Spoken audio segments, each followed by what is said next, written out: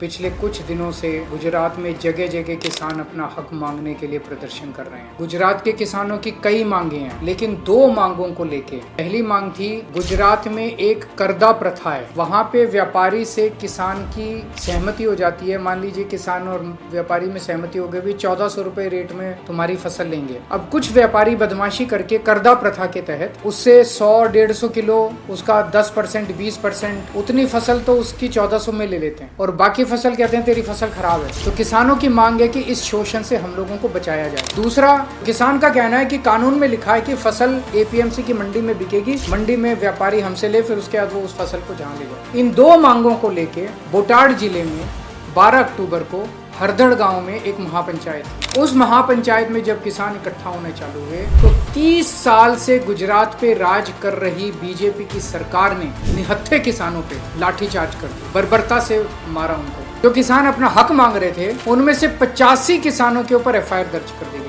और एफआईआर किसकी? Attempt to murder की धारा 307 लगा दी गई किसानों के ऊपर। आम आदमी पार्टी इस पूरे आंदोलन का शुरू से समर्थन कर रही है, किसानों के साथ खड़ी है। हमारे दो नेता राजू करपड़ा और प्रवीण राम, ये दोनों किसानों के साथ हर वक्त मौजूद थे। आज थोड़ी देर पहले इन दोनों नेताओं को गुजरात पुलिस ने गिरफ्तार कर लिया। मैं गुजरात सरकार को कहना चाहता हूँ, सबसे पहली बात, गुजरात के किसानों की सभी मांगों को तुरंत मानिए। दूसरी बात, गरीब किसानों के खिलाफ जो केस किए गए हैं उन केसेस को वापस लिया जाए। आपको अगर केस करने हमारे खिलाफ कर दीजिए, हम नहीं डरते तुमसे। आप हमको जेल में डाल दीजिए। किसानों को, निर्दोष किसानों को जो अपने हक के लिए लड़ रहे हैं उनको छोड़ दीजिए। 2-3 आम आदमी पार्टी के नेता है, उन पे आप जितने मर्जी केस कर लीजिए और बड़ी बड़ी धाराओं में केस कर लीजिए, हम लड़ लेंगे तुमसे, लेकिन गरीब किसानों के केस वापस लीजिए। और समय आ गया है जब इस बार गुजरात के लोग बीजेपी की 30 साल पुरानी सरकार को उखाड़ के फेंकने की तैयारी कर रहे हैं। अहंकार मत करो, अहंकार रावण का भी नहीं चला। गरीब किसानों की आह तुमको कहीं का नहीं छोड़ेगी।